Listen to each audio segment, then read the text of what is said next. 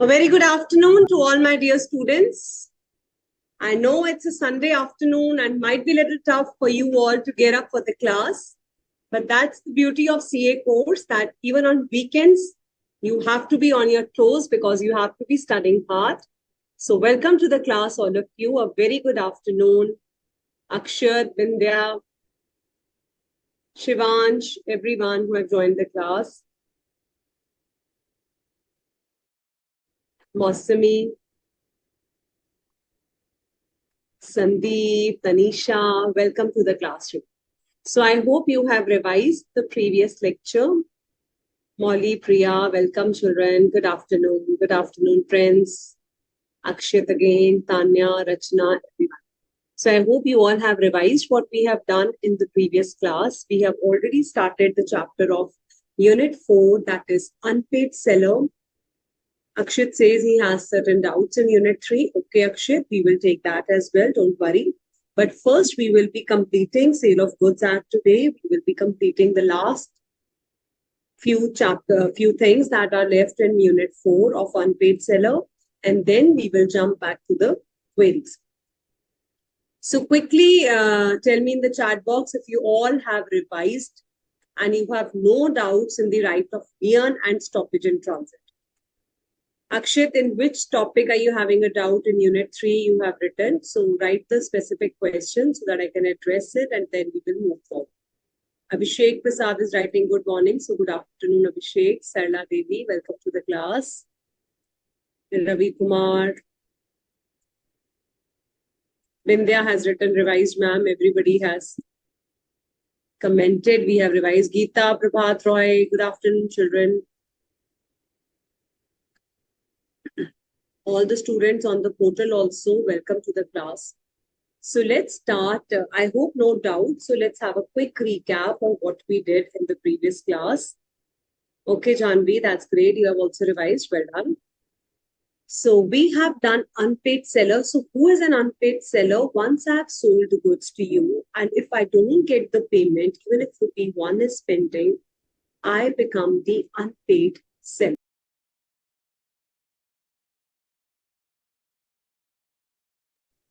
Ma'am, I also have a query in Unit 3. Okay, whatever your queries are, you can write down in the chat box. And I'll just go to the chat box and I also have query.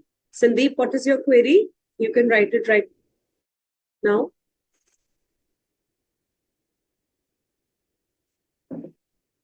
Okay, anybody else having a query in Unit 3? That means you have revised Unit 3. That's why your queries are coming up. And I hope you're doing all the assignments also, because along with the PPTs, we have uploaded certain assignment questions also for you so that you can do a writing practice, which is very good. Okay. So we have discussed in the previous lecture who is an unpaid seller and how he becomes unpaid. The moment his money is not given, then he becomes an unpaid seller. And in spite of cash, even if some check or bill of exchange is being paid, and that check, if it gets dishonored, you become an unpaid seller.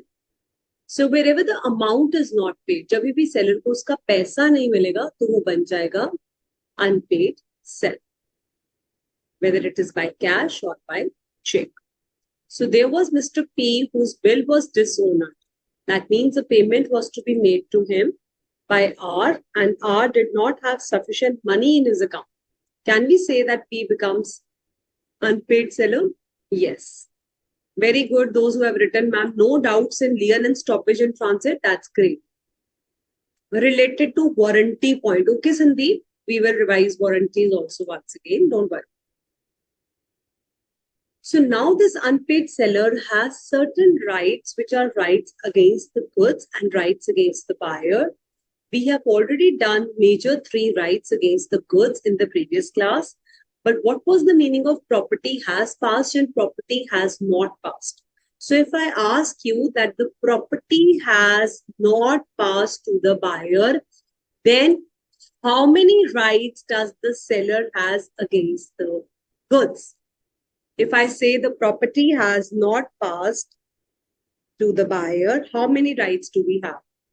3, 4, 5, how many rights if the property has not passed?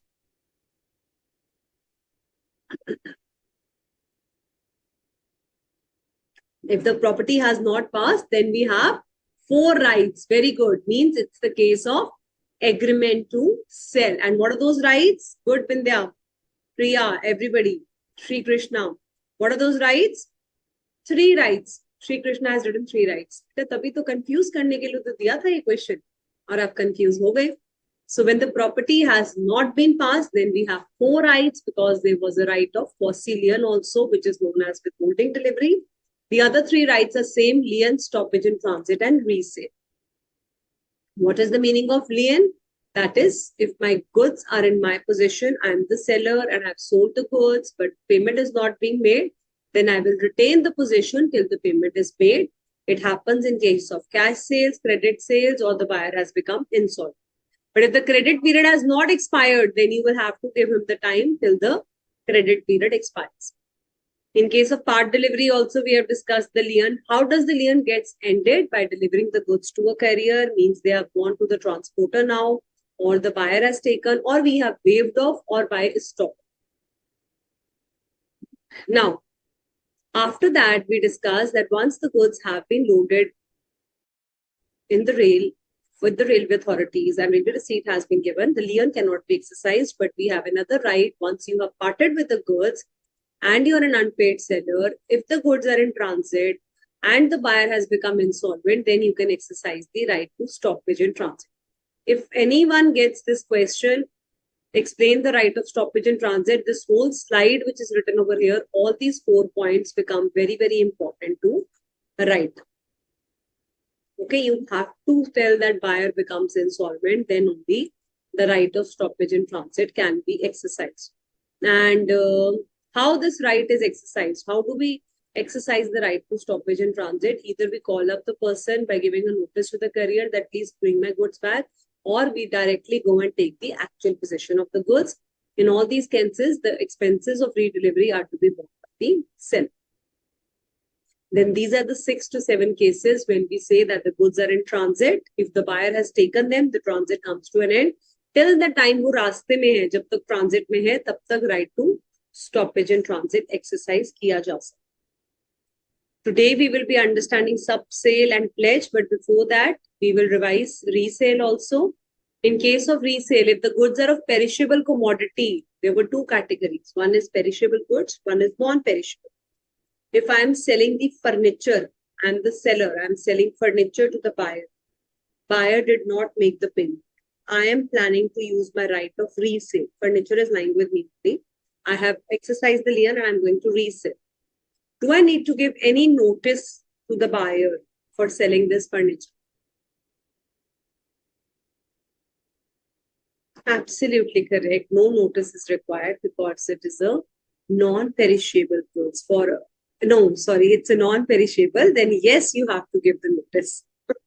All right. Yes, those who have written no, absolutely correct for the perishable goods. So for the perishable goods, if it is apple or bananas or any other things which will get rotten, no notice is required. But in any other cases, the notice has to be given. And if the notice is given, then only you can recover the losses and you will retain the profits. But if the notice is not given, then you will have to bear the loss and you will have to give him the profits back. Where the unpaid seller has exercised his line to stoppage in transit, he resells the goods. Subsequent buyer will get the good title. And if this right is expressly reserved, then he can resell at any time. Even when the property in goods has not been passed to the buyer, then also the resale condition can be satisfied. All right. Now we are going to discuss the very, very important provision, that is effect of subsale or pledge by the buyer. That is section number 53 and 54, which we have left in the previous session because we will be covering them now. Section 53 exclusive. A entered into a contract to sell the goods which are in the possession of ward finger to B, and B sold the goods to C, and C paid the price.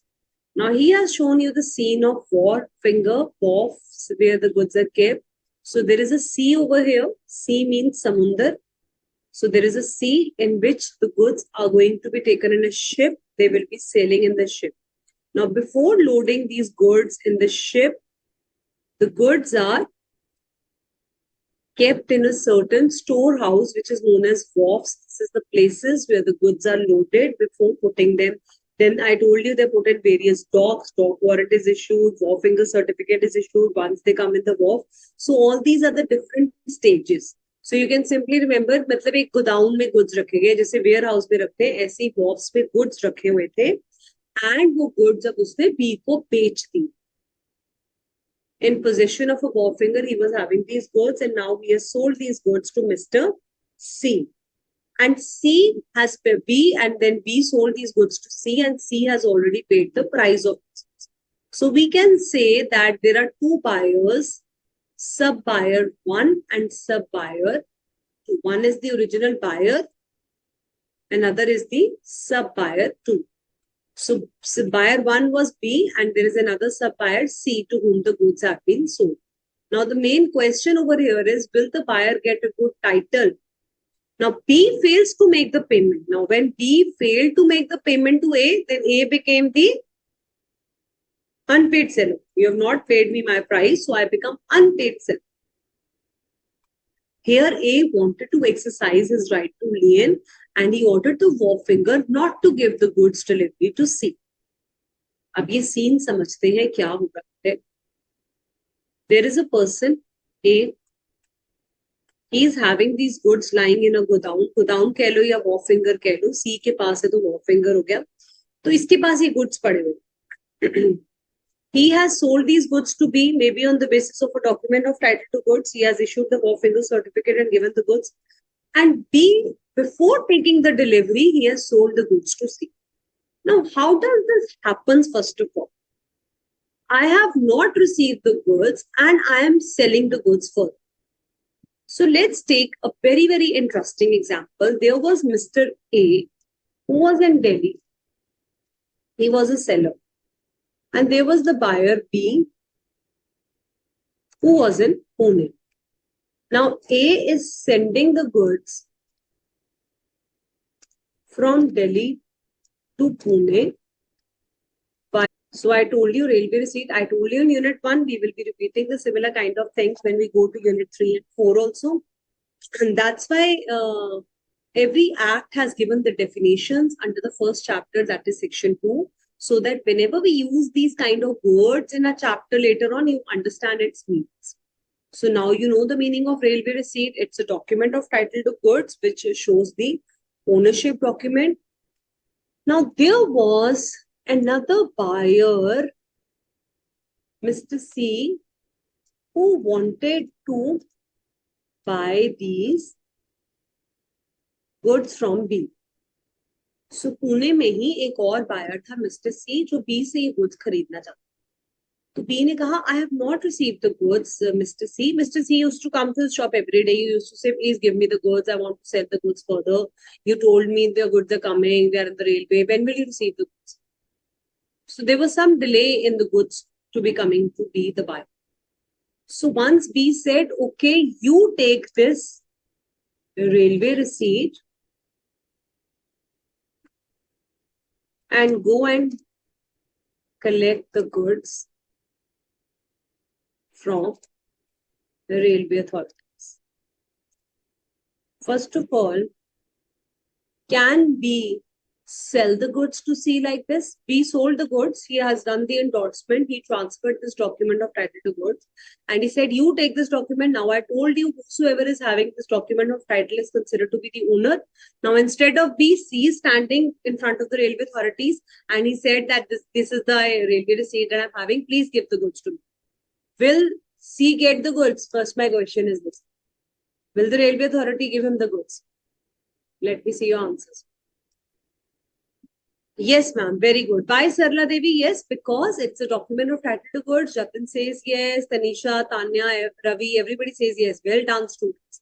Why it is yes? Because he has already used a document of title, which is a document of ownership. It is very clear that whosoever is having this document is considered to be the owner of the goods. So C get a good time. Now C will take the goods from railway authorities. सबको clear है ये picture? in the same example which we are discussing, here seller has assented to resale goods by the buyer to sell further to the subseller, then his lien will come to an end. Now here what is happening? Now in this very case, A was having these goods, he has sold the goods to B and B has sold the goods to C. Now one thing is, B is telling A that, look, I have to buy your goods for ₹100. I will resell them to Mr. C for 110, earn some 10 rupees profit, and then only I will make you this payment of ₹100. D ये बता रहा है कि जो मैंने आपको payment करनी है ना बेटा, वो मैं आपको आगे गुड्स बेचूंगा, मेरे पास पेमेंट आएगी तो मैं आपको पेमेंट करूंगा. Can we say that A is giving his assent? Assent means acceptance. Write it up. Assent means to give acceptance. So child, here A is giving his acceptance. Okay, fine, I want my payment. So you sell your goods further and then you make me my payment. Now just imagine a situation, you are a seller, you are allowing the other person to sell your goods to somebody else so that you can get the payment. Can you exercise the lien on the goods?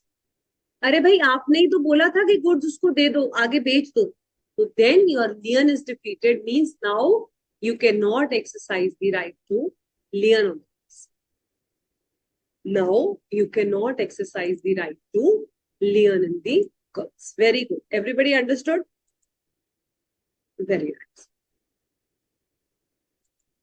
So here you will write down, if seller is giving his acceptance, if seller is giving his assent or acceptance to the buyer for make any further subsale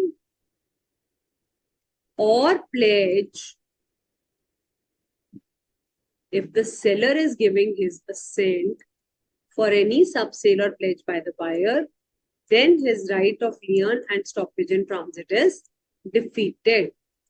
Then his right of lien or stoppage in transit is defeated. Means now he cannot exercise his right to lien or stoppage in transit.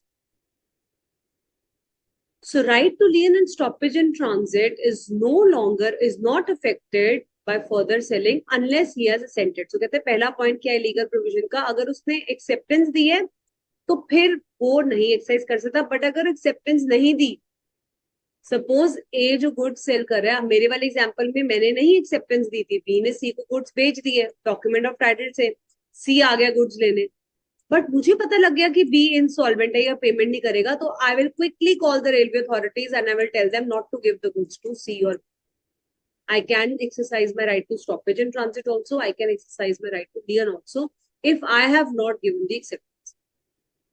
First case here. Right to stoppage is defeated if the buyer has transferred the document or pledged the goods in good faith subject to the rights of pledge. So कहते हैं document of title to goods अगर आपने use करे फिर तो मैं ले ही नहीं सकती, फिर तो ownership चली ही गई ना. So what are the two cases for the exceptions? You will write down.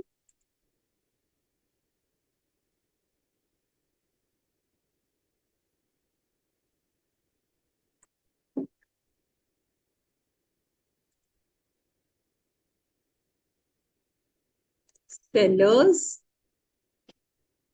right to lien and stoppage in transit is not affected. Not affected का मतलब कि उसे कोई भी मुश्किल नहीं आएगी, means he can still exercise his right. Is not affected unless, number one exception, seller gives his consent or assent for the subsale or pledge. Second is if document of title to goods is used for selling the goods. Write down these two exceptions. These are the two exceptions.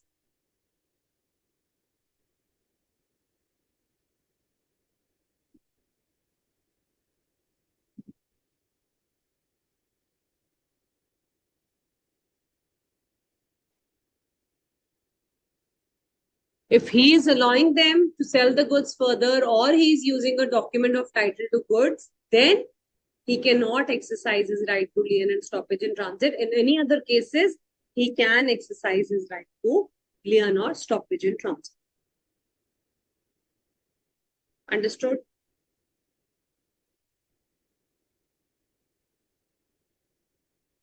Now let's read the point word to word from the study materials.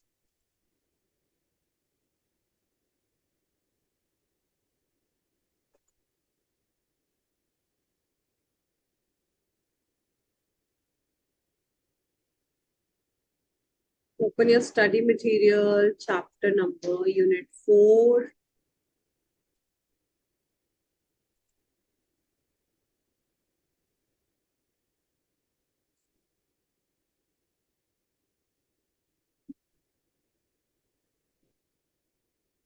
So these are the points.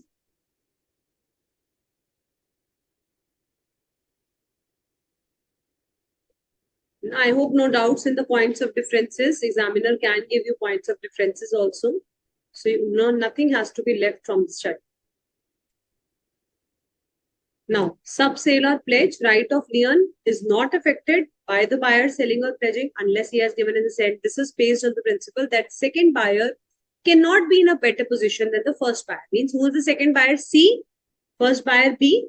He will only get the, if B is having the title, he can pass the title. If he is not having the title, seller is having the right to lien, then he will not get the title. Let's understand with the help of example number 6. A sold the goods to B of Mumbai and the goods were handed over to the railway authorities. In the meantime, B sold them to C. B becomes insolvent. A can still use his right of stoppage in transit. Here we are assuming that, please like this line, very very important. Exam में अगर ऐसा question आता है तो आपको ये assumption लिखनी होगी. In English, if you get such kind of questions where you're not having a clarity whether the assent was given or not, you will have to write these kind of assumptions. That he has become insolvent. Here we assume that the seller has not given his assent. Therefore, he can exercise his right to lien and stoppage in transit. However, there are two exceptions to these rules. What are those exceptions? Let's understand. Number one exception you all have understood, that is where the seller is giving his assent. Assent means acceptance. A entered into contract to sell the cartons in the possession of Warfinger to B, and B said that the price will be paid from the sale proceeds of the customer. अब B साफ बोल रहा है कि जो भाई साहब मैंने आपको पेमेंट करनी है, मैं अपने कस्टमर को गुड्स बेचूंगा, मुझे वहां से जो भी सेल प्रोसीड्स आएगी उसमें से मैं आपको पेमेंट करूँ. तो यहाँ पे my right to lien will come to an end. Anyhow, B failed to make the payment. A wanted to exercise, but he has ordered the Warfinger not to make delivery.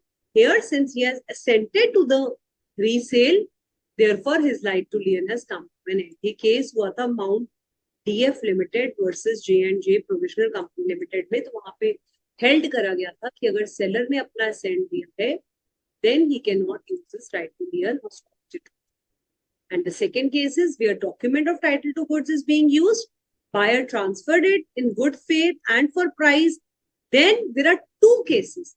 Number one, right to lien and stoppage in transit will get defeated. हमने अभी notes में भी लिखा, जहाँ पे send दिया है, जहाँ पे document of title to goods है child, वहां पे मेरा right खत्म हो जाए. But if I have pledged the goods, what is the meaning of word pledge? I have certain goods, so my favorite water bottle. These are my goods. I pledged it with Mr. G and took loan of 10,000. So I have pledged my goods. I have not sold them. So when I pledge my goods, Mr. G will wait for 10 days. Suppose that was a 10 days pledge. On 11th day, if I do not repay, Mr. G will sell my goods and recover his money. ऐसा ही होता है pledge के case में. Everybody remembers. Let me see the chat box. Okay, everyone remembers. So now what will happen? Yes, given as a security. Very nice. Now what he is doing, he is not selling my goods, but he is borrowing money on my goods. He has given my goods as a security.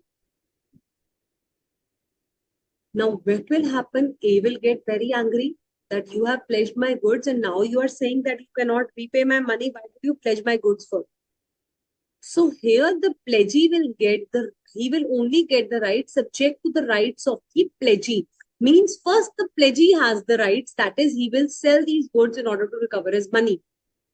उसका right जो है ना प्लेजी के साथ over exceed हो गया है प्लेजी का राइट बिकॉज आपने उससे सिक्योरिटी देकर पैसे ली. So what maximum the seller can do is he can ask him that please, if buyer, what would have happened? Let's assume the situation. Here is the seller A, original seller. He sold his goods to B. B sells it further to C. First example, A has given his assent. Can he exercise his right to lien and stoppage in transit if he becomes unpaid? No. Second example, A has not given his assent. Can he exercise his right to lien and stoppage in transit? Yes. Everyone has written no and yes for the correct answer. That's wonderful. Okay. Third case. B had these goods. He has given these goods as a security to Mr. C and borrowed a loan of 1 lakh. Goods were for 1 lakh rupees. He has not paid the money, but B को इसने पैसा नहीं दिया, बल्कि उल्टा उसकी goods भी security में दे दिए C को. अब C ने पैसा दिया हुआ है B को 1 lakh rupees. Here in this case, A will get his right subject to the pledgee. Means first C will say, I will recover my money, you repay my money, and then I will free your goods. Or the pledgee may be required by the, or he will request. What will A request? So pledgee is Mr. C. Unpaid seller is Mr. A. So A will ask him, please use other goods and securities of the pledger B and release my goods. मतलब A अब C के पास जाएगा और उसे बोलेगा यार B ने तुझसे 1 लाख रुपए मांगे हैं ना मेरे गुड्स देकर, हो सकता है उसने कुछ और भी दिया था तुझे. तो C बोलेगा हाँ उसने गोल्ड वॉच भी दी है मुझे, या फिर उसने अपना गोल्ड या नेकलेस भी दिया. तो बोलेगा कि तू प्लीज उसको सेल कर कर अपने पैसे रिकवर कर ले, मेरे गुड्स को पहले फ्री कर. Means A will go, unpaid seller will go and request to the pledgee that please use other goods of the pledger and free my goods. Is this clear to everyone? सबको समझ आया? एक बार अपना read भी करो. I'm just putting the charger on. Just read it.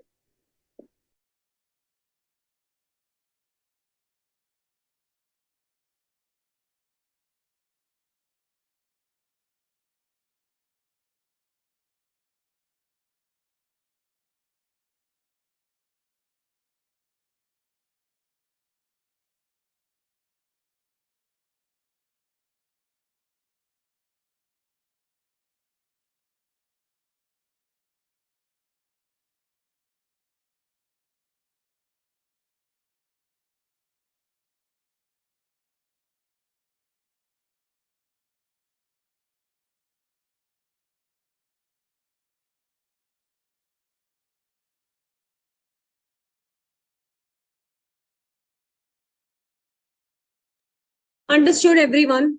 Because it's a very important concept, children, and we will be doing questions also. Excellent. Ma'am जब वो सब सेल कर देगा तो उसको गुड टाइटल मिल जाएगा ना?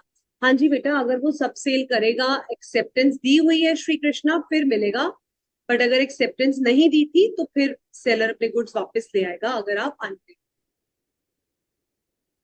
Anybody else having any doubts here?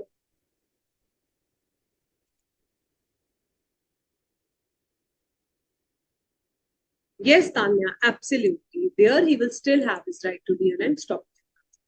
Okay, Sandeep has written, understood, ma'am. That's great. Rachna says, ma'am, I have a doubt.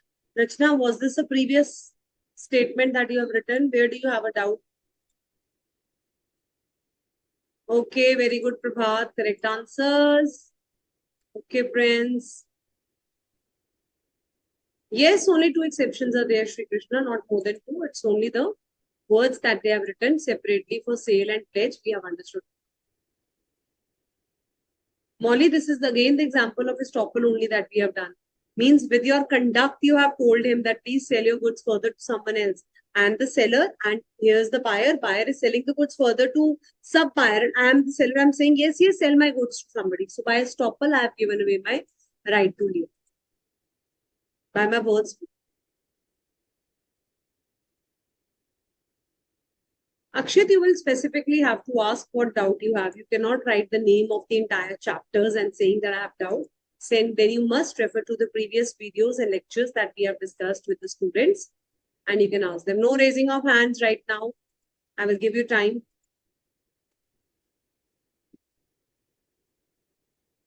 Akshat Jain is asking time between difference time of delivery and time. So it is a similar thing when you're giving what time are you making the delivery of the goods. That is what I'm trying to tell. Okay, for the tender is also the similar kind of things. Okay, Akshita, Kausar, Ansari, Jayaban, everybody is correct. Good. Shubhra, Suhasini has written, yes, ma'am, understood. Devyani has also written. Can you please tell the two exceptions headings again? Devyani Tiwari, two headings are, one is assent has been given by the seller and another is if document of title to goods is being used. In case of document of title to be goods, there are two sub-points. One in case of sale, the lien and stoppage in transit comes to an end. In case of a pledge, he can still exercise his rights subject to the rights of the pledge.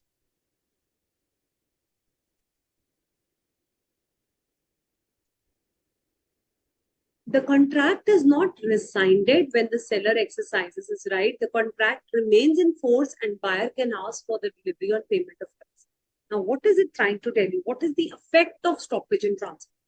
I have made a contract with the buyer. Contract is not rescinded. Seller exercises his right. इसका मतलब ये नहीं कि contract end हो गया. The contract is still there. Buyer can ask for the delivery. Buyer means I am the seller A. I sold the goods to buyer B. Children, the goods are in transit.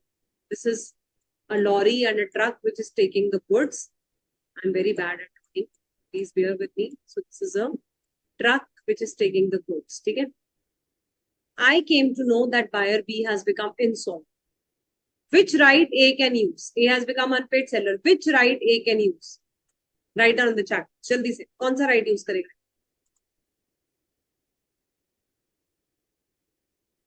Everyone has to write in the chat box. Right of stoppage in transit. Excellent, excellent, excellent. Now I'm using my right of stoppage in transit. While I'm using my right of stoppage in transit, A will go and take the goods back from the truck driver and he will bear the expenses of redelivery also. Meanwhile, B calls him. B says, okay, fine, you have exercised your right. I will make you the payment in another 10 days. मेरी payment आने वाली है. मैं आपको 10 दिनों में payment दे. अब क्या A उसके साथ कॉन्ट्रैक्ट खत्म कर देगा? नाराज हो जाएगा कि नहीं यार तेरी वजह से मुझे स्टॉपेज इन ट्रांजिट करना पड़ा, तूने मेरे को अनपेड बनाया, अब मैं तुझे गुड्स नहीं दूंगा. क्या बी उससे डिलीवरी ऑफ गुड्स मांग सकते हैं पेमेंट ऑफ प्राइस पे? लॉ कहते हैं यस. कॉन्ट्रैक्ट खत्म नहीं हुआ है भाई, अगर बी पेमेंट दे रहा है तो उसको गुड्स दे दीजिए. If B is ready to make the payment, give the goods to B on the payment of price. Clear, everyone? Then section 54 we have already done. Caucilian also we have discussed. Who will tell me the meaning of Caucilian? If examiner gives you a 2 marks question, what is the meaning of Caucilian? Please tell me. In the chat box, everyone. Okay, Sarla Devi, good.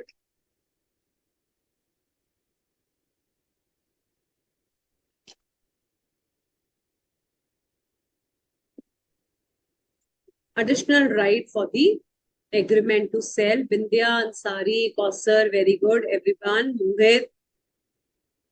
Excellent. It is the right to agreement of sale if the property has not been passed. Here, the seller can withhold the delivery even if the property in goods has not been passed. He has the right to withhold the delivery. बिल्कुल ठीक. अब हम देखेंगे unpaid seller के पास क्या क्या rights होते हैं against the buyer personally. Personally means now I don't have the goods. I have already given my goods to the buyer. Now my buyer is not making my payment. Now what kind of rights can I use against the buyer? So you remember the chapter of breach of contract. There also we have done similar kind of rights, and we have similar rights in the sale of goods also. Why? Because sale of goods has been coming out from the Indian contract itself. So there also we used to file a case for the price. Here also the first case is filing a suit for the price. So if the unpaid seller can enforce rights against the goods as well as the buyer, against the buyer, it is known as seller's remedies for breach of contract. Mark this line, very, very important, because examiner paper में आपको ये नहीं बोलेगा, जरूरी नहीं है कि rights of unpaid seller against the buyer बोले, वो आपको बोलेगा what are the seller's remedies for the breach of contract of sale. Seller की रेमेडीज मीन सेलर के पास क्या क्या सॉल्यूशन है अगर बायर ब्रीच करता है. बायर ब्रीच कैसे करेगा?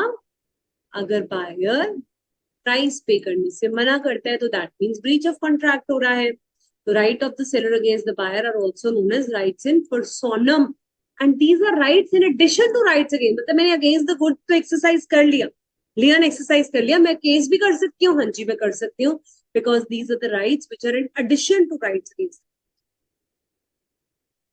So first, in case of a sale also, if buyer wrongfully neglects to pay the price, I can file a suit against him. In agreement to sell also, if he refuses to pay the price, I can file a case against him. I gave you the example also in the previous class, how I can file a case in case of agreement to sell. You told me that I have to make 100 bottles, red color bottles for you. I did all the expenditure, but now you have refused to pay the money. So the seller has the right to recover his charges and damages from the buyer. Suit for damages for non-acceptance. Seller wrongfully neglects or refuses to accept and pay for the goods. अब seller ने कहा, buyer ने कहा कि मैं तुम्हारे कुछ नहीं लेता, तभी ब्रीच ऑफ कॉन्ट्रैक्ट हो गया. तो एक तो सूट फॉर प्राइस, पैसे के लिए केस कर सकता है, डैमेजेस के लिए भी कर सकते हैं, नॉन एक्सेप्टेंस के. So, सेलर उसके घर जाता है, ये लो जी आपने गाड़ी मंगवाई थी, फिजिकल डिलीवरी करे, बट बायर कहते हैं नहीं नहीं मुझे अब नहीं चाहिए बिकॉज मेरे पास पेमेंट करने के लिए पैसे नहीं. तो वो कहते हैं section 73 of Indian Contract Act apply हो जाएगा. क्या था section 73? How the damages are computed. Do you remember what was section 73? Section 73 of the Indian Contract Act. That means you will have to follow how the damages have to be computed. They were ordinary damages, they were special damages. Ordinary damages which arise in the ordinary course of business, something because of the crankshaft, my machine stopped working, Hadley versus Baxendale. So if he delayed in giving me the money, the ship, it was for 5 days, but it took 7 days. So I can recover the damages for the additional 2 days. But my mill stopped working and I want to recover my loss of profit also. That was a special damage that could have been recovered only if the notice has been given. Gibbons versus Westminster. Very good compensation for the loss. Excellent. All of you have given the correct answer. So it's the same case that you have done under Indian Contract Act. वही सब आपने इसमें भी apply कर. What is the meaning of repudiation of the contract before the due date? If buyer repudiates, what is the meaning of repudiating? Repudiating means cancelling. So one is anticipatory breach of contract and one is actual breach of contract. Say for example, A was supposed to sell the goods to B after 10 days. On 10th of August, 2025 goods were to be sold. But on 1st August only, B says that I will not be able to make you the payment. So he wants to cancel before the due date of it. Here, the seller can either treat the contract as operational and wait till the actual due date, or he will resign the contract and sue him for the damages. So basically, in case of sale of goods, we use anticipatory breach of contract, where you will end the contract immediately because अब आपको पता लग गया है कि buyer insolvent है या फिर पेमेंट नहीं करेगा, तो आप अपना कॉन्ट्रैक्ट खत्म करके उसे डैमेजेस रिकवर कर सकते. Clear everyone? Section 55, 56, 57 is, oh sorry, 60 is clear. What is section 61? Suit for interest. अब इंटरेस्ट क्या होता है? ब्याज होता है हिंदी में अगर हम बोले. कोई आपका पैसा रिकवर नहीं कर रहा है, आपने कहा भैया तूने मुझे 1 लाख रुपए देना था, अब तूने वो नहीं दिया, मुझे इसके ऊपर इंटरेस्ट भी पे कर. मैं तेरे ऊपर इंटरेस्ट लगाऊंगा क्योंकि तूने मेरे पेमेंट पे करने में डिले करी, ऐसे कहते हैं हम. So let's similarly, we have to understand in buyer and seller also. Sometimes they have an agreement between both of them that you will have to pay the interest also. If on the date on which the payment becomes due, seller can recover the interest. If there is no specific agreement, then he may charge interest on the price when it becomes due, as he may have notified to the buyer. What is happening? अब suit for interest वो कहते हैं आपको उसी notice देना पड़ेगा कि देख भाई अगर तू पेमेंट नहीं करेगा तो मैं तेरे ऊपर इंटरेस्ट भी चार्ज करूँ. You have to give him a notice about. So अगर तो एग्रीमेंट है, मतलब लिखा हुआ एग्रीमेंट में that buyer and seller they have to pay interest on the price from the date on which the payment becomes due. So 1st August 2024 को payment due हो गई थी. आज 10 अगस्त हो गई, आपने पेमेंट नहीं करी मेरी, तो इंटरेस्ट कब से चालू हो जाएगा? 1st August 2024 से interest will be live. But if there was no agreement, अब मैंने एग्रीमेंट नहीं करी, then he will charge interest on the price when it becomes due from the date he may know. So 1st August 24 को payment होनी थी, payment नहीं हुई, मैं अनपेड सेलर होगी. ऐसा कोई भी एग्रीमेंट नहीं था इंटरेस्ट चार्ज करने का.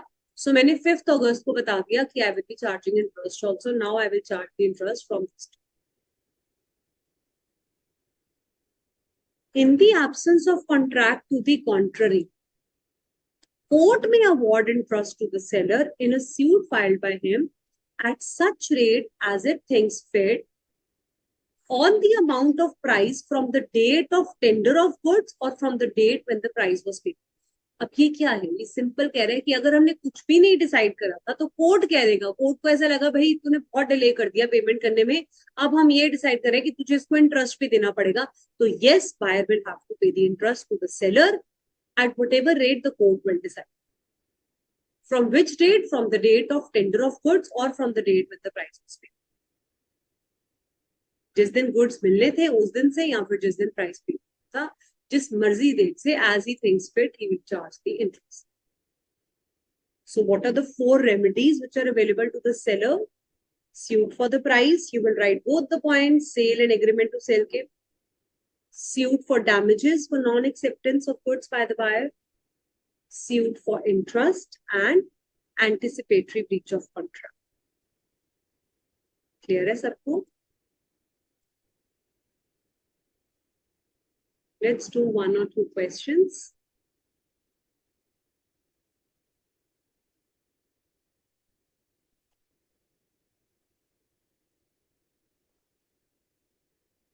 All right, there is a question in front of you on the screen. Read the question very carefully. Apply the principles that we have just discussed and try answering it. Everyone will have to write the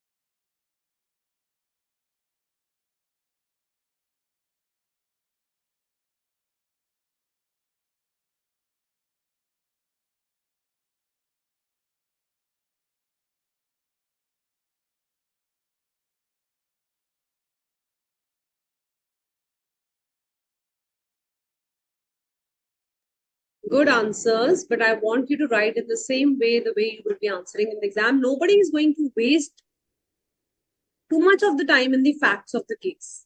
Okay, even in the exam, I told you the way analysis and conclusion के साथ ही आप club कर सकते.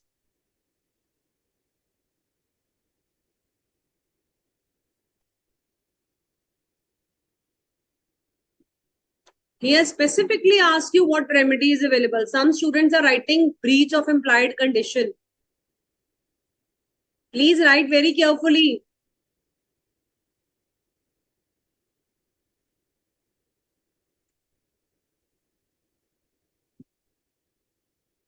So absolutely correct. Those who have applied the principle of section 55.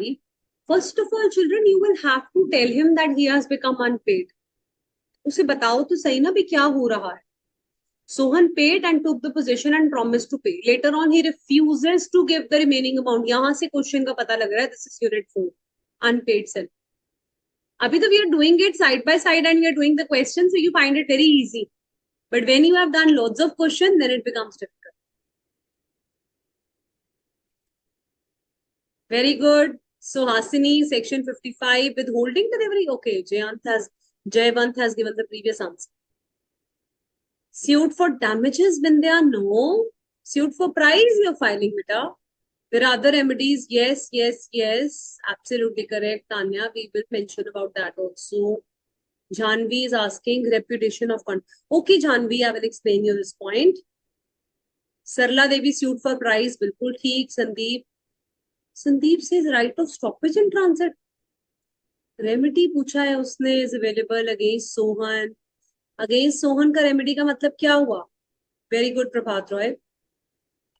Remedy against Sohan means remedy against the buyer. Remedy against the buyer जो आप कह रहे हो वो रेमेडी अगेंस्ट दी गुड्स है. He took the possession. Goods तो आपके पास है ही नहीं. Why are you using lien? आपके पास है गुड्स. सूरज सेलर है. सेलर के पास तो है ही नहीं. गुड्स तो ले गया ना बेटा वो. तो good right against the goods नहीं यूज करे. Right against the buyer. So unpaid seller has a right to file a suit for the price against the buyer personally. This section tells you if there is a contract of sale, he refuses to pay for the goods, then also you can file. If it is an agreement to sell, then also you can file a suit. Even if the property has not been passed, goods have not been appropriated, then also you can file. The problem is based on the basis of above provision. So Suraj will succeed in filing a case against Sohan for recovery. Apart from this, he can also charge interest on the remaining amount, interest during the pendency of the suit, and cost of the proceedings. Now, this is the additional answer, which is not exactly written in the module, but examiner has picked up and given you in the suggested answers what additional rights that you can use.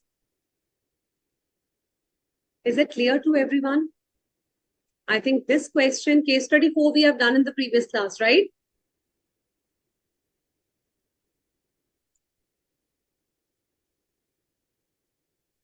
Let's do case study 5. Have we done this one? I remember doing Shankar and Ganesh case also. Have we done this one? This was the credit period expiry. Yes, we have done this one. Secretly informed him. This also we have done.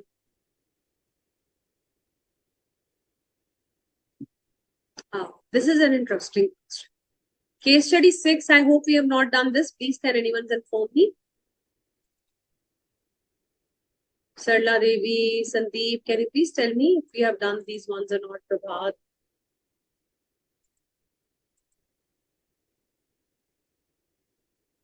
रचना का doubt है ma'am, part delivery and instalment delivery में क्या difference होता है? Okay. एक बच्चे ने और ने भी रेपुटेशन ऑफ कॉन्ट्रैक्ट. पहले डाउट्स कर लेते हैं. What is the meaning of repudiation of contract before due date? Repudiate means to end the contract. I am the seller. I agree to give you the goods on 10th of August. But on 5th of August, buyer came to me and told me that I will not make you the payment on 10th of August. So I have anticipated, buyer has anticipated, उसको पहले ही पता लग गया कि वो future में payment नहीं कर पाएगा. So I'm the seller. I will get scared. Why will I give the goods to him? I have come to know that he is not going to give me my payment. So I will repudiate the contract before the due date. Means 10th को delivery होकर contract complete होना था. Due date से पहले ही I will cancel the contract and I will file a case for recovery of damages. Clear? Now, Rachna Square. Installment delivery and part delivery. Just a second. Part delivery means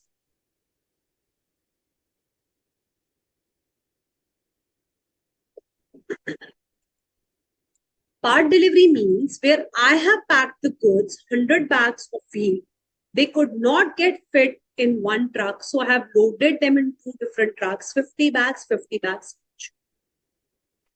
Buyer comes and takes the 50 bags and 50 bags are remaining. Part delivery has happened means delivery of whole of the goods have happened. Clear? But I, as the seller, told you that I right now have only 50 bags. I will send first installment and after 2-3 months, I will be sending you the second installment. That is another 50 bags. Then what kind of delivery of goods it is? Then it is installment delivery. My question to the class is the buyer bound to accept the installment delivery? Yes or no? Sarla says yes. Everybody else says no. That's correct.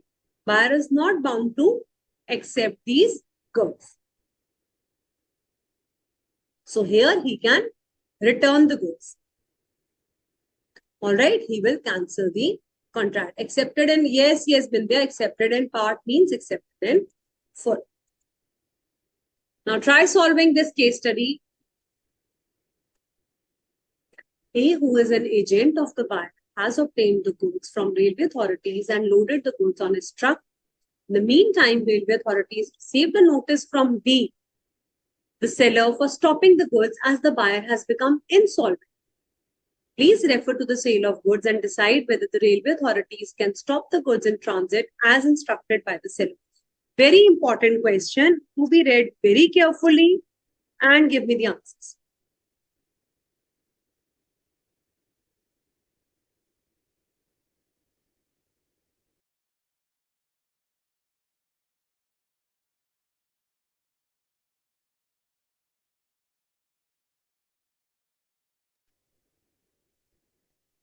Raise the agent of the buyer. Buyer's agent has sent the truck, has obtained the goods from the railway authorities, loaded the goods. इसमें railway authorities भी आ रही हैं, sorry truck भी आ रहा है जो goods लेकर जा रहा है. रेलवे अथॉरिटीज को नोटिस आता है गुड्स को सॉल्व करने का because buyer has become insolvent. What will be your answer? Anyone would like to raise their hands and answer it? Let's make the class little interesting. It's a Sunday afternoon, and I know that your attention is so much diverted. People are enjoying at home, and you all are sitting and studying with ma'am over here. So let's make it interesting. Let's raise your hands and answer me. I want to hear your answers. Only one child, Sandeep, has raised his hand. Okay. So Bhagya Mantri, very good. Akshay, let's listen to Sandeep and then we will listen to us. Yes, ma'am. Say conclusion बोल दे. Ma'am, railway authority cannot stop these goods because ma'am buyers जो agent था buyer का agent वो ma'am अपने obtain कर लिया था goods. Absolutely. Good, good, good. You have given a good hint to others. Very nice. Okay. Yes, Mohit. Good afternoon, ma'am. Good afternoon. As per the provision of Sales of Goods Act 1930, Section 49, terminate the right of the lien. There are some exceptions where the seller lost the rights to, and this is related to seller sell the goods without reserving the right of the disposal of goods. And as very nice, very nice. I would have appreciated if you guys would have first told me why he has become unpaid. But good, well tried, good. Okay. Yes, Mr. Mantri. So Bhargav. Ma'am, in this case, in this case, railway authorities cannot stop the goods because, ma'am, right to stopping in transit has come to end because the buyer goods are delivered to his buyer or to his children. Excellent, excellent. So three of you have so beautifully framed the whole answer. So all of you have told in bits and pieces, but I am so glad that you're relating it nicely. Yes, Janvi. Good afternoon, ma'am. Good afternoon.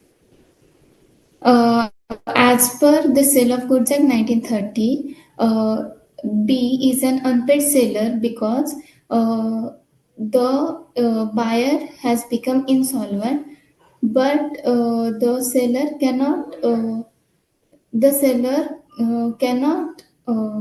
Stop the goods in stop the transit. goods in transit because the goods have been uh, delivered to the carrier which is belong to the buyer, so the railway authorities cannot stop the goods in transit according to Very good, section beta. 51. Excellent, excellent. Okay, Sri Krishna also wanted to say something. Ma'am, stoppage in transit ends as buyer or his agent takes the possession of goods. So railway authority cannot. Very good, very good. Yes, Akshit. Hello, good afternoon, ma'am.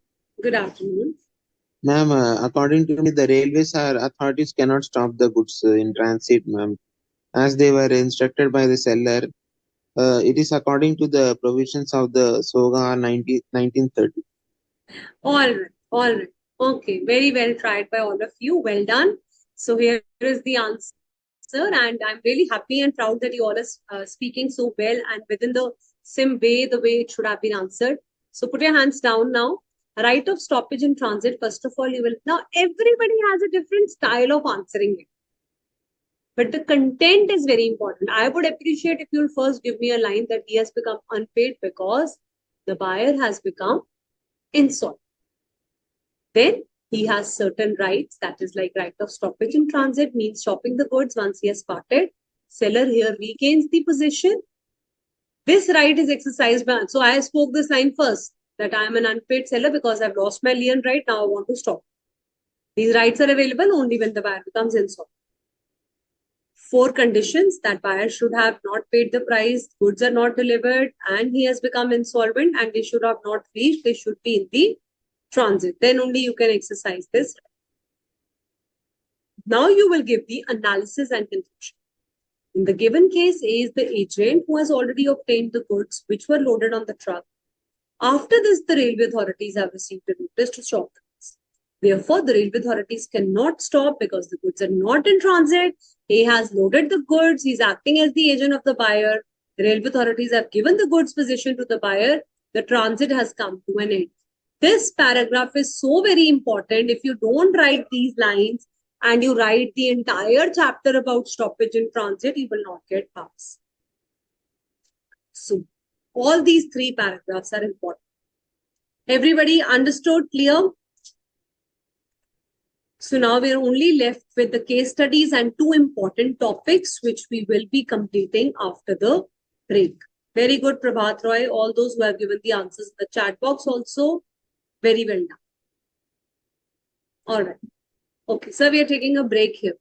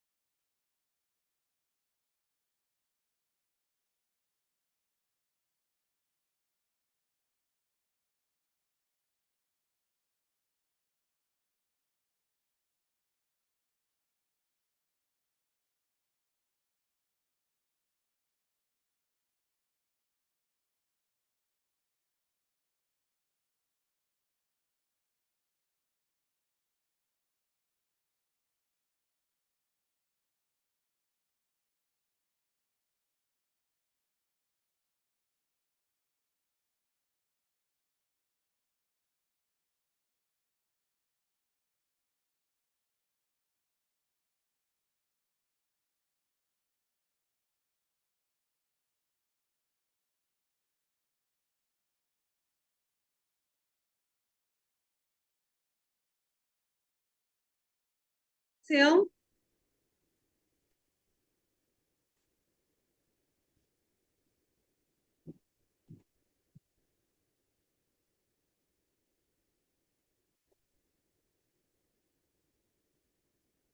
All right.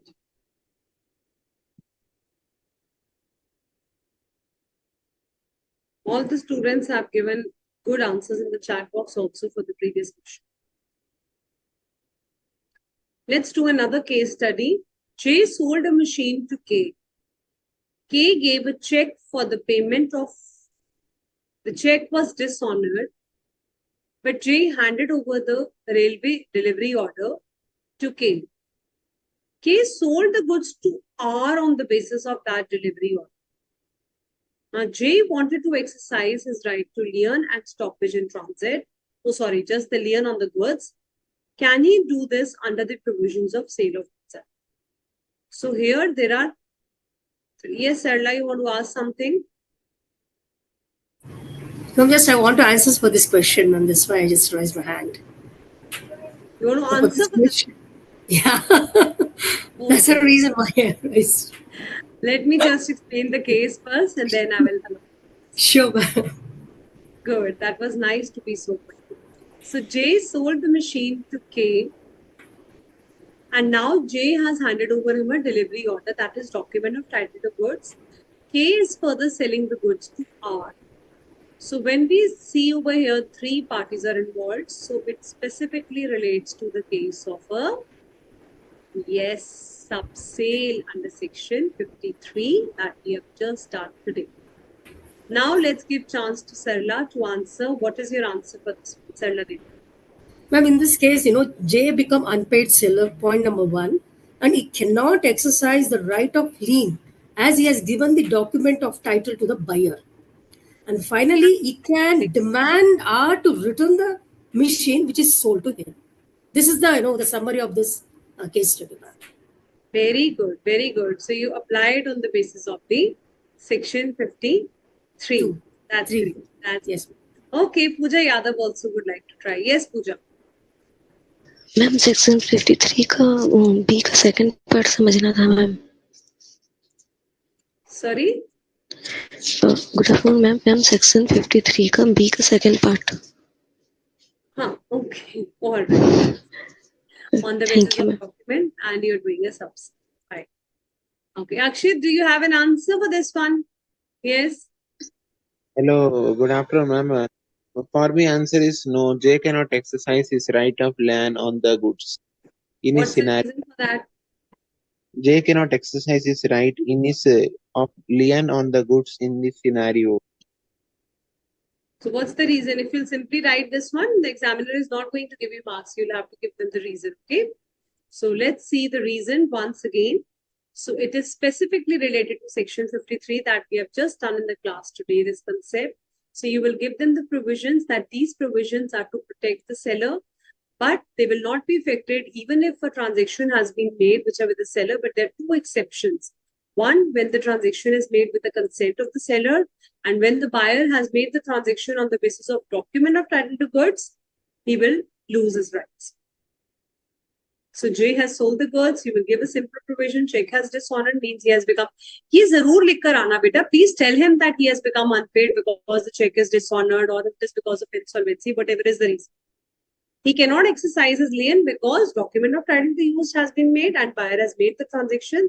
Therefore, R who purchased in good faith, R who purchased the goods from K can demand the delivery of the machine. Means he will get a good title. He can make a demand for the goods. The seller cannot recover back from the sub-buyer. Clear? Let me see if we have more questions, but we are still left with the rights of the buyer against the seller. So case studies are, I think, done. Now we go back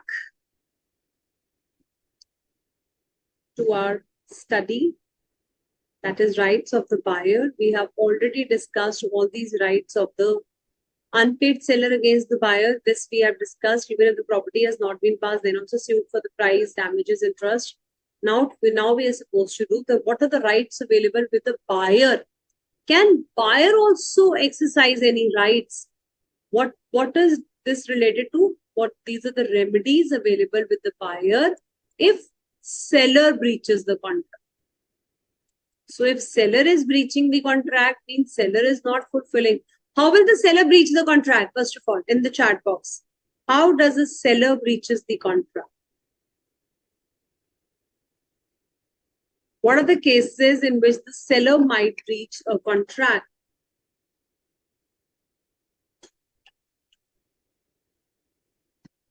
Very good, Vindhya. If he doesn't deliver the goods. Everybody correct. If he doesn't deliver the goods, that means he's breaching the contract. Now, there are certain rights which are available with the buyer also if the breach of contract by seller happen, if he fails to deliver the goods, if he repudiates the contract. Repudiate means he ends the contract. Out of his own wish and choice, he has repudiated the contract. Or he deliver non-conforming goods and the buyer rejects and revokes acceptance. So he is giving the goods which are not as per the description. So all those implied condition will apply. He's breaching the goods and buyer rejects the goods and he can avoid the acceptance. So what are the rights? If seller commits any breach of contract, buyer gets the following rights. Damages for non-delivery, suit for specific performance, for breach of warranty, anticipatory, and suit for interest. Let us discuss all these points one by one. Now here the seller is doing a breach of contract. You have made a contract with the buyer that you will be delivering the goods on a particular date. And now you're breaching the contract. You're not fulfilling your promise. So buyer can file a case against you for the following things. Number one case is damages for the non-delivery.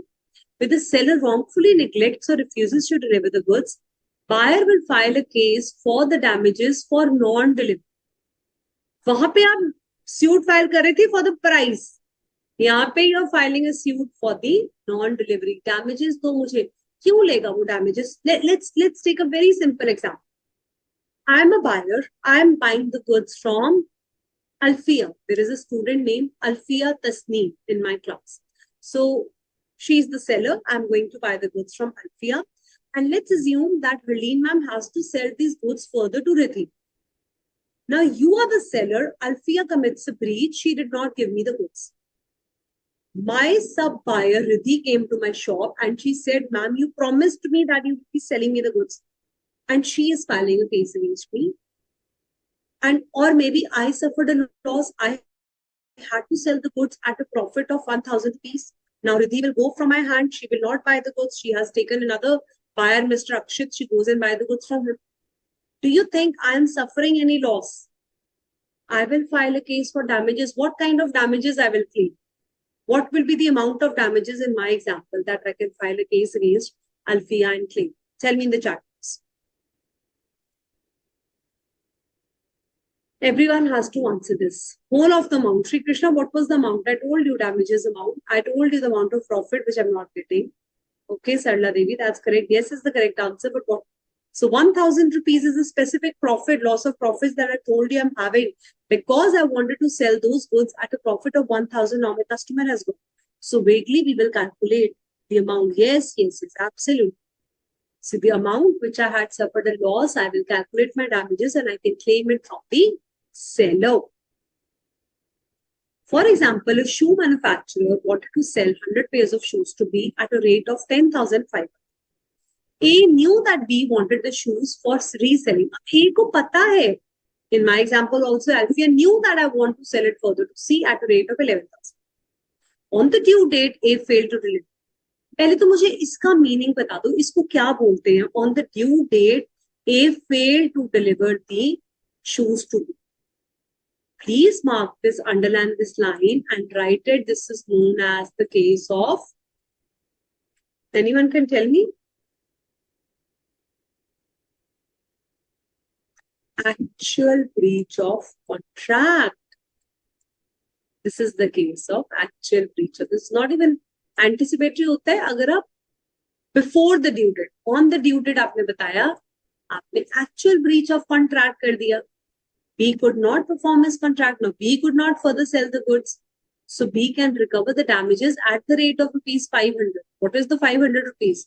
10,500 के उसने sell करने पे 11,000 के आगे बेचने थे तो 500 per pair. Like in my example, I was recovering 1,000, 500 per pair he can recover. Let's take another example. A is the seller who had to sell the goods. Yes, absolutely. 11,000 minus 10,500. A is the seller who had to sell the goods to B for rupees 21,000. And A knew that B need these goods for selling it further to C for 25,000.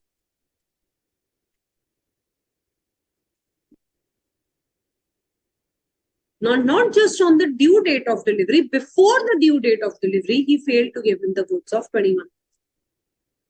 What is the amount of damages that can he recover the damages? So you will say, yes, this is the case of anticipatory breach of contract.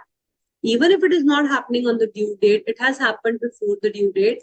Buyer can repudiate the contract and he can recover rupees 4,000 as the damages from the seller.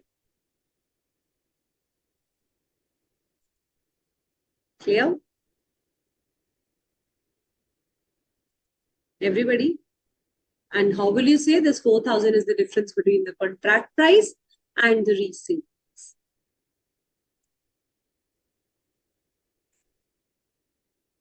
No doubts in this one? All right, Sandeep, and everybody has written clear.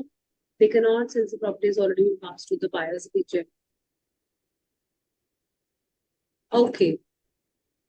Let's go ahead. Next one. Sued for specific performance. Section 58. Where the seller commits a breach of contract, buyer can also go to the court for specific performance. Court can ask for specific performance only when the goods are certain or specific. अब एक quick revision करते हैं. Indian Contract Act में specific performance होती थी. आपने शाहरुख खान के साथ कॉन्ट्रैक्ट फिल्म प्रोड्यूसर ने साइन करा कि Shahrukh Khan is going to act for my movie, and now he breached the contract. He refuse. Producer has already spent so much money because this actor is going to act with me. Now he refuses and he acts with somebody else. Or a painter for which we are making personal skills were involved was signing a contract. There I can file a case for the specific performance. याद आ गया सबको? Breach of contract, specific performance.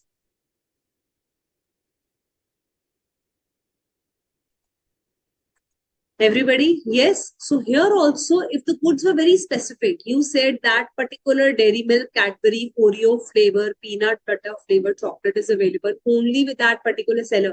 Nobody is having that goods. Now you made a contract for such 1,000 or 10,000 chocolates. So here the remedy is available and the seller is breaching the contract. He refused to deliver. So you'll file a case and you will ask him that please pass an order for specific performance only if the goods are of specific nature. Power of the court to give specific performance subject to Special Relief Act, yeah, as it is lying known कर लेना कि Special Relief Act के तहत ही आप ये order pass कर सकते. Okay, means with subject to this right only, provisions only you can pass. It gives the power to the court to order for the specific performance where damages is not an adequate remedy. Means I have made a contract for those 10,000 chocolates because I had to sell it further some dealer in abroad, or maybe I had big contracts. Because of your loss, I'm not able to get this, and there was no other dealer who is dealing with such goods. So I'm suffering a damage will not be suitable. I need those now. And if the goods are of special nature or very unique, so it has to be a very unique, like we have taken an example of rare painting of Mughal period. So there is an antique painting. On the due date, A refuses to sell, B will file a suit because he can take an order, compel them to form, or also deliver the painting. That is, he will have to deliver the painting to be at agreed price. Is that very, very clear to everyone? For breach of warranty. Warranty क्या होता है पहले? चलो फटाफट से test ले लेते हैं.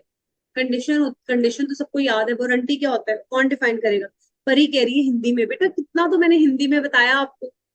ध्यान से सुनो. स्पेसिफिक परफॉर्मेंस वाला हिंदी में बता रही हूँ. अभी wait, don't write warranties definition because I am explaining to Pari. Specific performance होता है. Okay, Prabhat Roy says, ma'am, it's very clear to me. That's good. So specific performance Pari होता है कि अगर आपने मुगल एम्परर की कोई पेंटिंग थी तो A ने B को वो पेंटिंग बेचनी थी. तो अब वो बड़ी रेयर होती है, यूनिक है, मतलब इतनी आसानी से नहीं मिलती। तो बाद में ए ने मना कर दिया कि अब मैं तुम्हें वो सेल नहीं करूँ। तो बी ना कोर्ट के पास जाएगा कि देखो जी मैंने तो इतना एग्जीबिशन लगाई थी कि इस कहने पे कि ये मुझे सेल कर रहा है, मुझे तो बड़ा नुकसान हो जाएगा। तो डैमेजेस से बात नहीं बनेगी, आप उसे फोर्स करो, स्पेसिफिक परफॉर्मेंस कराओ। आप ऐसा ऑर्डर कोर्ट पास करेगा कि एक को अपना ये काम करना ही पड़ेगा, तो उसने बात। So here we are taking a order of injunction या स्पेसिफिक परफॉर्मेंस कोर्ट से लेकर हम स्पेसिफिक परफॉर्मेंस करवा सकते हैं, फोर्स कर सकते हैं सेल। ठीक है, अब जल्दी जल्दी मुझे बता दो वारंटी की definition. Pratham, Tanya, Tanisha, Riddhi, everybody has written well done, Shri Krishna and Devyani was the first one to write warranty is a stipulation collateral to the main purpose of the contract. Here you can only claim damages. Shri Krishna, when will you claim the damages? Only if there is a breach of warranty. Breach word लिखना सिर्फ. Okay. What if the goods, ये किसने लिखा अभी? Only damages. Yes, Tamannaah. Somebody has written what if the goods. मुझे नहीं दिखाई दे रहा. कहाँ लिखा आपने? Anyone has any query, please raise your hand. Ask me. Because then we have a very, very important and lengthy topic, which is auction sale.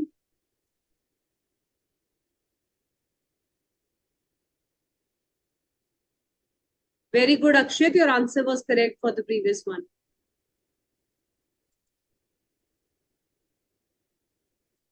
Okay.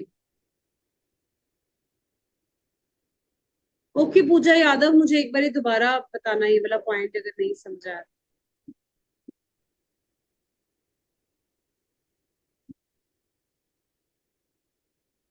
Okay, Jatin ने बड़ा interesting question लिखा है। मैम कभी कभी क्वेश्चन में पता नहीं चल पाता कि कौन सा प्रोविजन लगना है।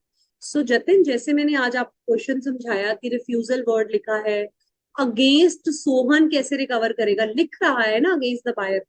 क्वेश्चन को बड़े ध्यान से पढ़ना है, 2 बार कम से कम क्वेश्चन को पढ़िए, समझिए वो क्या कहना चाह रहा है। ठीक है Jatin, at the end time you have done so much of information. After this we'll be starting with partnership also. So you keep revising, you keep doing the way we are doing the case studies. I hope the case studies are helping you a lot, chat. Because unless and until you not do the writing practice, things will stay there. Okay, so at least twice you all should read the questions.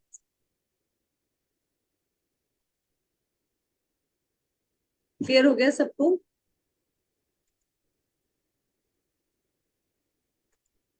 Now I can just see the previous answers only. Tanisha says, ma'am, section 53 ka pledge point. Okay. Section 53, we have understood that once the seller is selling the goods to the buyer and buyer is doing the sub sale, तो आपने देख लिया, अगर acceptance है या document of title to goods है तब right to lien clear नहीं। बट अगर वो प्लेज कर रहा है, what is the meaning of pledge? I have the goods of the seller, I have given it to somebody else and have borrowed money as a security on those goods I borrowed. Now, what are the rights of the seller? He has the rights subject to the rights of pledging. Means ये जो pledgee है, उसका हक बनता है कि वो buyer से पैसा रिकवर करे, क्योंकि उसके पास goods है सिक्योरिटी वाले. But he has this right as an unpaid seller to go and request the pledgee that please release my goods and take some other goods from the buyer and do your security work because I have not been paid. So he can only request for his goods back from the pledgee. He cannot fight for that. He cannot exercise the lien, but he can only ask him, he can request him to pay his goods back so that the buyer can, or he can also request that please don't sell my goods first, use some other goods of buyer and so that I can at least recover. Now, this does not mean that he will not file a case against him. Rights against the buyer are still available. Now, he can file a case also against the buyer. But for the goods, he can only use this. Clear? Riddhi, what have you not understood in suit for performance? Suit for specific performance simply tries to tell you that I hope now you have understood, Riddhi, because I explained this point. Specific performance means when you're asking him that you have to, you're taking an order from the court that you have to perform this contract because damages will not be suffice me in case of breach of contract. I only want the person to perform this contract completely. What is Abhishek Prasad saying? Okay. Pratham. All right. So now I can see no more doubts. Let's move ahead.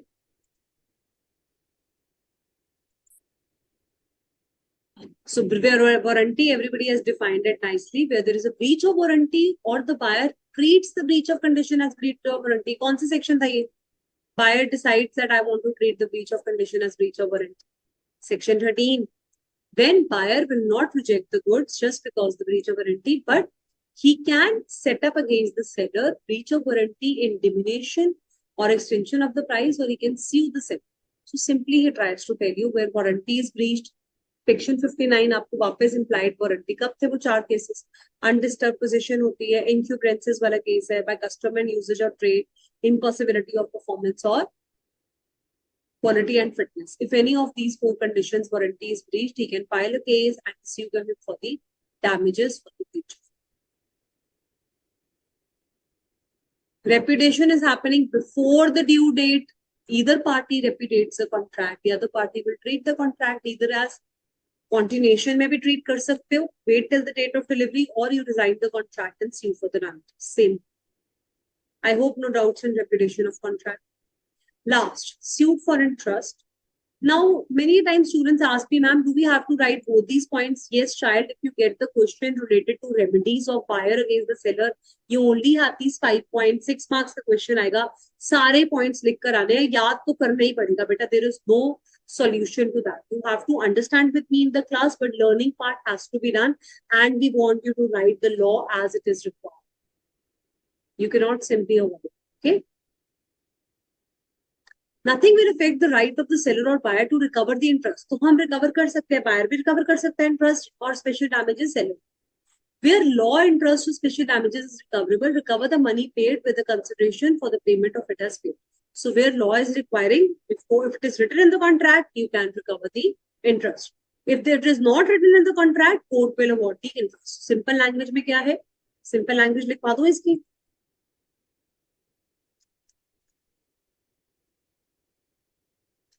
If there is specific agreement between the buyer and seller, recover the interest.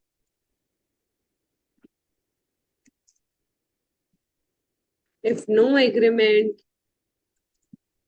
court may award the interest.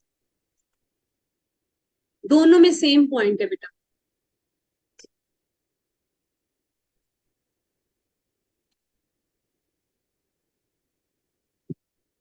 Whatever rate he thinks fits on the amount of the price to the buyer and a suit filed by him for the refund of the price from the date on which price का तो refund कर ही रहे हो, साथ में interest भी charge. Seller ने contract का ब्रीच करा, गुड्स देने थे, दिए नहीं, मैंने पेमेंट करी हुई है, मेरे प्राइस का रिफंड करो और मुझे interest.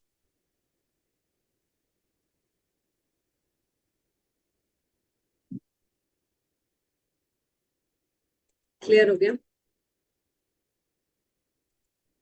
In case of a sale of cigarettes which turn out to be mildewed and unfit for consumption, damages were given on the basis of difference between the contract price and price. In the absence of the transfer deed, the purchaser cannot claim the damages for the breach of permission. So you have to have the certain cases where the agreement is important. Then only you can decide what amount of damages to be claimed. But in some cases, the damages are avoided on the basis of the price which is given and the contract price and resale. Clear, everyone? Now let's move to a very, very interesting, easy, simple, and important topic, that is auction sale. Section 64. Sit attentively, wake up and listen very, very carefully. I'll try to make it as simple as possible for you, this topic of auction sale. And then we will try to see certain important examination questions also, which have recently come from auction sale. Auction sale is a mode of selling property by inviting the bids publicly and the property is sold with the highest bid. किस-किसने ऐसी movies देखी हैं जहां movie में नीलामी पे घर बेचा जा रहा है? Auction sale means नीलामी करना. If have you seen that movie? What is the name of that movie? In which Juhi Chawla is there. I don't know whether South people know about this movie or not.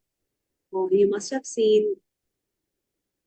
Not recalling the name. हम है राही प्यार. Have you seen that movie? not seen, it's an old movie in which the house is sold on auction, or any other movie. Have you ever seen any movie in which they are saying that we are going to invite the bidders and auction sale is taking place? In many movies, we see these as funny scenes also, that आपका घर अब नीलामी पे बेच रहे हैं हम, तो इसकी क्या कीमत रखी जाए. So if you have not seen the movie, then imagine the scene that I'm going to tell you. So I am selling a lot of things on an auction sale. I have invited public to come and buy these goods from me. Okay, many of you have written, ma'am, मैंने देखी है, मुझे आपका chat box दिखता नहीं. Okay, good, good, good.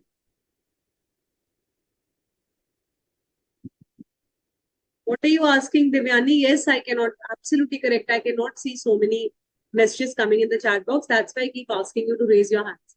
So remind me at the end of the class, Devyani, whatever you do. Okay. So let's imagine a scene in which I am selling the house on auction. So auction sale, children, mean when I have put up the house on sale and I've invited the bidders for that. So people are going to bid for that. Bid means वो अपने अपनी offers देंगे कि ma'am, we give you a price of, I'm ready to buy it for 10 lakhs. Somebody will say 20 lakhs, says 30 lakhs, 40 lakhs, 50 lakhs. Then the auctioneer says 50 lakh 1, 50 lakh 2. Okay, nobody's saying. So shall we lock it at 50 lakhs? He says yes. So he has a hammer in his hand, and when he falls this hammer, yes, 50 lakhs, sale is said to be complete. Hindi में auction cell का मतलब होता है नीलामी पे बेचना. तो आप बिडर्स को बुलाते हो. बिडर्स मींस परचेजर्स जो आते हैं. ऑक्शन सेल एक इनविटेशन टू ऑफर है in which we are inviting the public to come and give us the rates for the product. When the bidders give their rate, it is known as offer. When the auctioneer gave you the fall of hammer, that is the acceptance. And on the offer, when you give the acceptance, yes, Tanugiri, very good, boli laga. On the acceptance is given, that is known as contract. Okay? Everybody is clear the meaning of auction sale? Shivam, Vyas, Tanya, right? Good. Shravani has also written, yes, ma'am, we have seen it. Good. So, auction sale means when the auctioneer is an agent who is appointed by the law of agency and sells, as in he's working as an agent of the seller, he sells his own property as the principal and did not disclose the fact that he's using. Okay? What are the legal rules? Now, these are subsections of section 64. The legal rules are given. Following are the rules to regulate how the sale of auction will take place. Number one rule says, the goods are sold in lots. Every lot is a prima facie separate contract.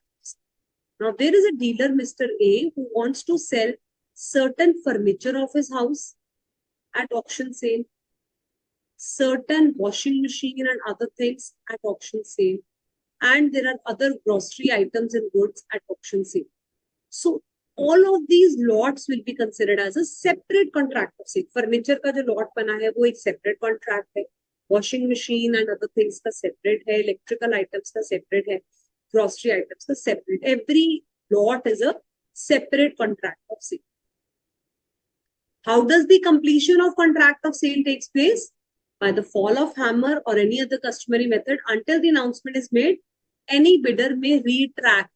Means जब तक वो कहता नहीं 50 lakhs को टक नहीं करता, कोई भी bidder अपना rate वापस ले सकता है. May retract from his bid means he can refuse from whatever bidding he has bid.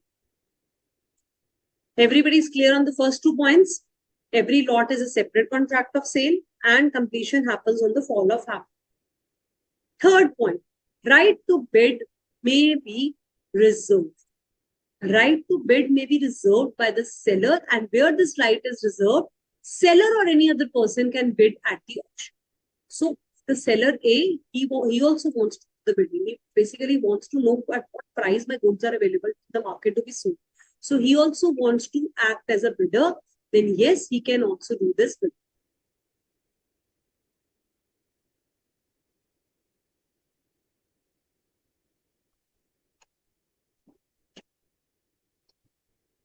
But he can only do this bidding only if the right is expressly reserved. Means it is expressly written that yes, he can bid, then only he can bid.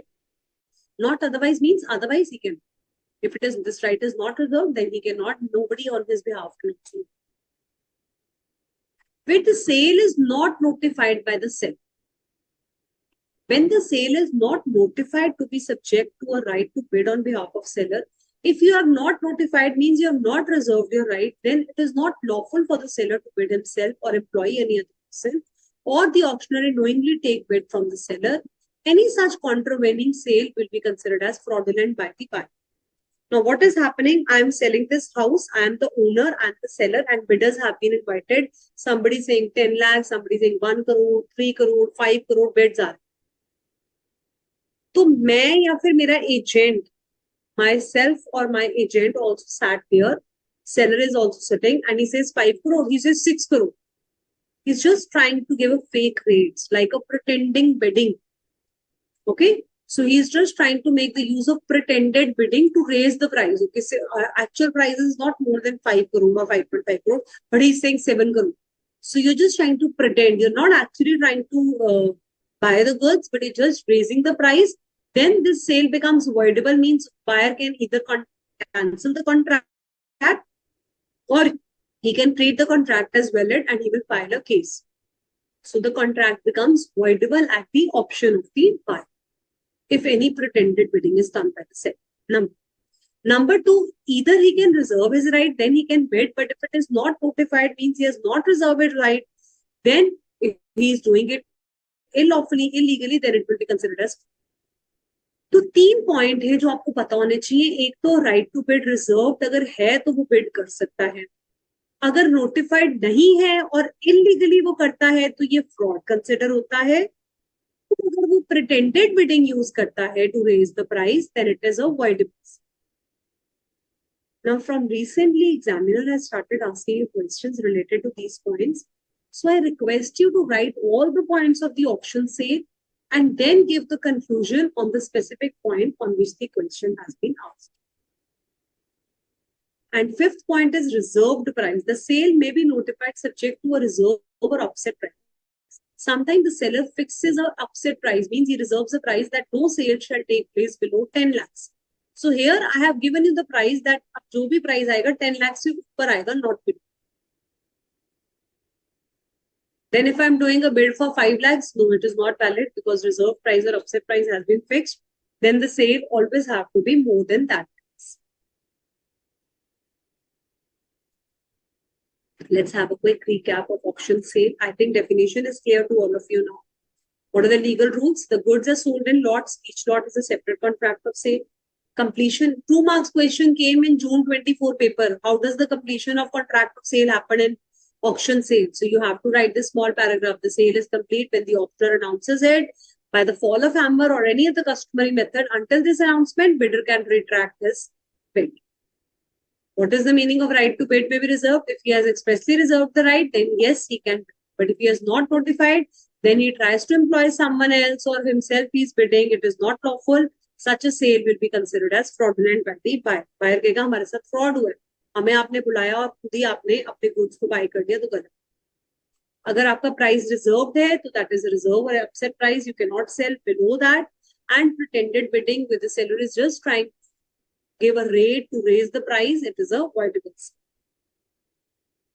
P sold a car by auction and it was knocked down to Q, who was only allowed to take it by way of check, signing an arrangement that only the check was clear.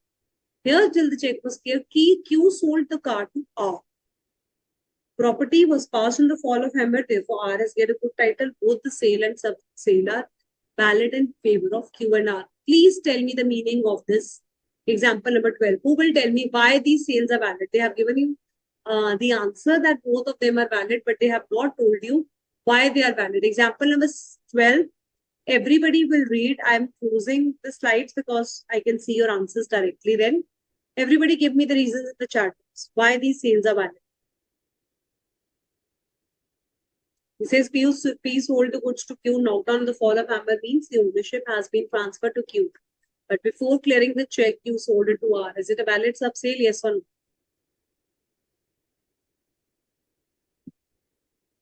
Who is giving the answers? Absolutely correct, because the ownership has been passed and now he can further sell the goods. Yes, very good. IPL auction you see so many times this month, Mr. Mantri. Good.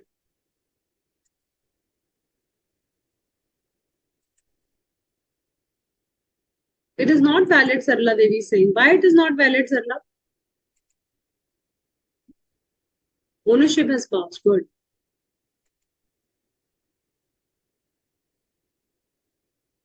Very good, Bindya. That's nice. Okay, Sarla. Now you've written it's valid, so it's correct. Everybody agreed. Okay, Sandeep Thakur. Good.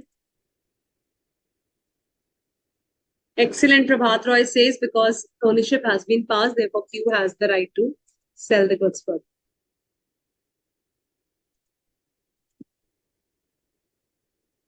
Yes, very good, Pooja Yadav. It's exactly in that movie. बिल्कुल होता है उसी movie को imagine कर कर अब आपने उस सीन को इमेजिन कर कर आपने ऑप्शन से लर्न कर लेनी है ओके रिट्रैक्ट का मतलब जतिन मीन्स अब अपने बेट्स को वापस नहीं ले सकते जब तक फॉल ऑफ हैमर नहीं होता तब तक आप ले सकते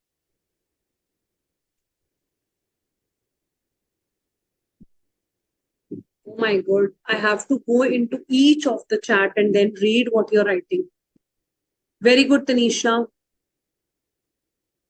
तनीषा कोर्ट किस रेट पर इंटरेस्ट देगा कोर्ट डिसाइड करेगा that is court as it may think fit लिखा हुआ है ना so court will decide at what rate they are going to charge the interest for okay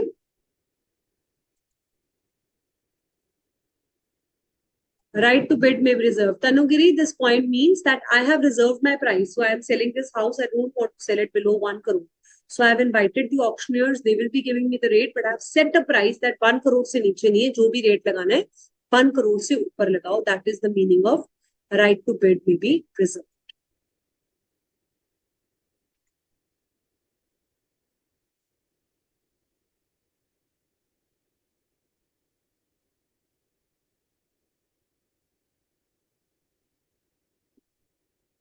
Sri Krishna, please write your question again. It's very difficult to find out the questions and doubts. Yes, ask me a question.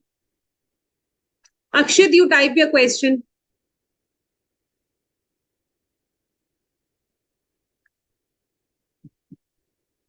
Anybody else having any doubts? Okay, let's complete the last topic. Inclusion of increase or decrease of taxes. Now, this is very, very simple. It says after the contract has been made, but before it performs, sometimes tax revision takes place. What is the meaning of tax revisions? For example, A sold the goods to B and they were to be sold on 7th April. But on 5th of April, there was a budget which was passed and the taxes were revised. Say, for example, the goods which A was to sell to B was for 100 rupees and it was 90 rupees payment of cash and 10 rupees tax. Now this tax of 10 rupees has become 11 rupees. So this revision of taxes when we take into consideration, now it will be 90 plus 11 rupees. So it will be 101 rupees. So wherever any tax is increased, decreased, it should be taken into consideration. Following taxes are applied on the sale purchase goods, any custom duty or excise or any tax on the sale and purchase. GST is applicable. Goods and service tax now, earlier indirect taxes, it was customs or excise. Buyer will have to pay increased price with this. Prices have now increased. So 100 rupees का था 101 हो गया क्योंकि tax जो इसमें 10 रुपए का था वो 11 रुपए का. Then he may drive the benefit of reduction if the taxes are decreased. Suppose 10 rupees taxes have now become 9 rupees. So he will have to pay 99. Seller may add the increased taxes. The effect is excluded by an agreement. It is open for the parties to stipulate anything. कहते हैं आपकी मर्जी है आपने जो भी decide करना है आप एग्रीमेंट में भी डिसाइड कर सकते हो but otherwise section 64A says if the taxes are increased he will have to pay increased price, taxes are decreased he will have to pay decreased price. Is that clear? Now the summary is given just to have an overview so that you have to study the points. All the points are written over here.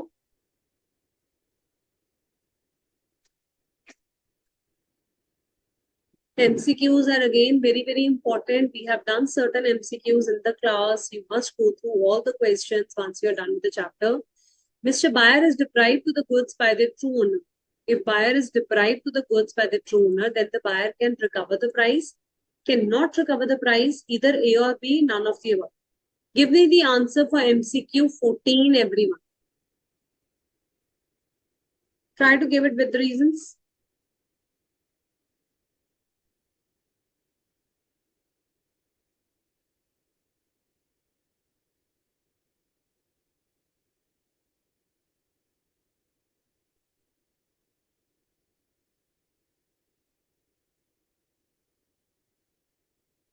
Everybody, the answer for 14. Okay, Shri Krishna, we will definitely once we are done with this class.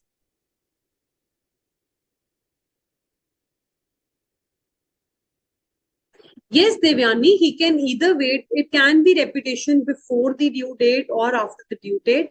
Devyani Tiwari is asking, should he wait till the due date? Yes. If you want to treat it as actual breach of contract, then wait till the due date.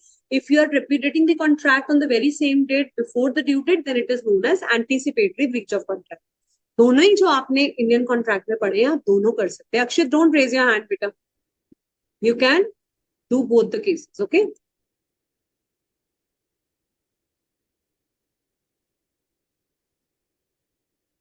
Oh, so sweet. Tanugiri has written, ma'am, crystal clear. When you give us your own example and also the module, then it is not a question not arising. Means no doubt. Very nice. Thank you so much. A part is the correct answer. Very good, Tanu, everybody. So, yes, we will take that question from the auction sale. Don't worry. But first, let me see if you have any doubts, okay?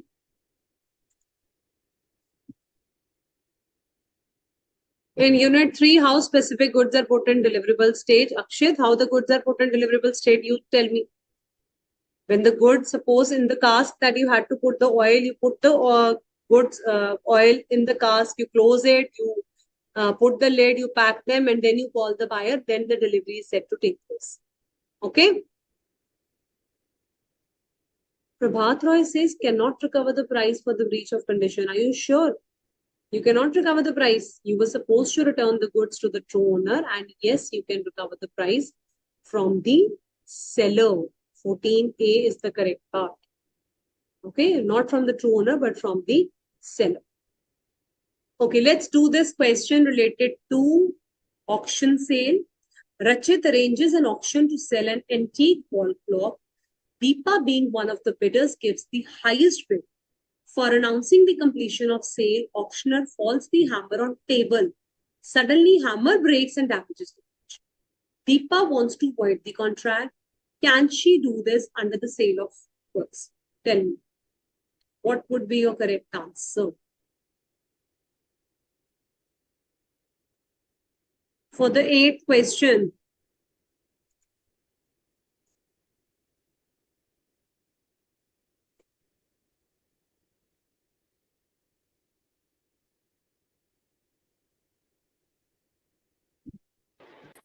Devyani, you're again asking the same question. I just replied your answer. I hope you are clear about that now.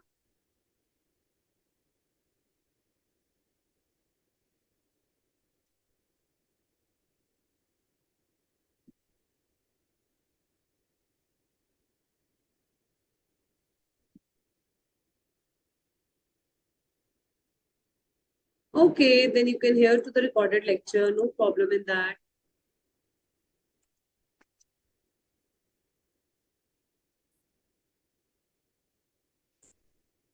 Absolutely correct answer given by all of you, because the product is not transferred. He is before completion of sale.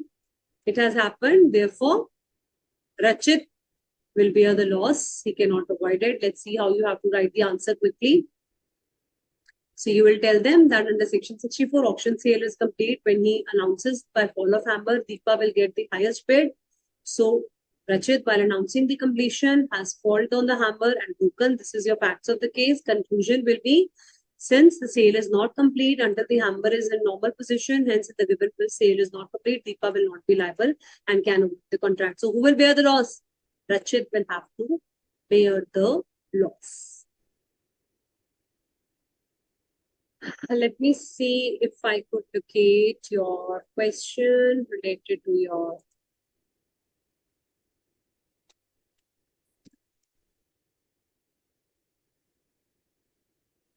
June 24 paper.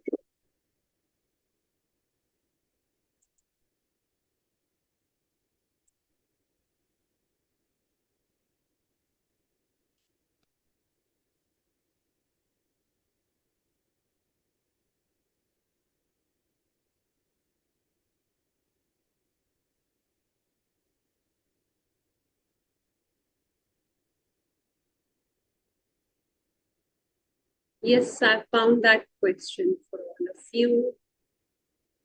Yes, Omkar, what do you want to say? Ma'am good afternoon. Good afternoon, beta.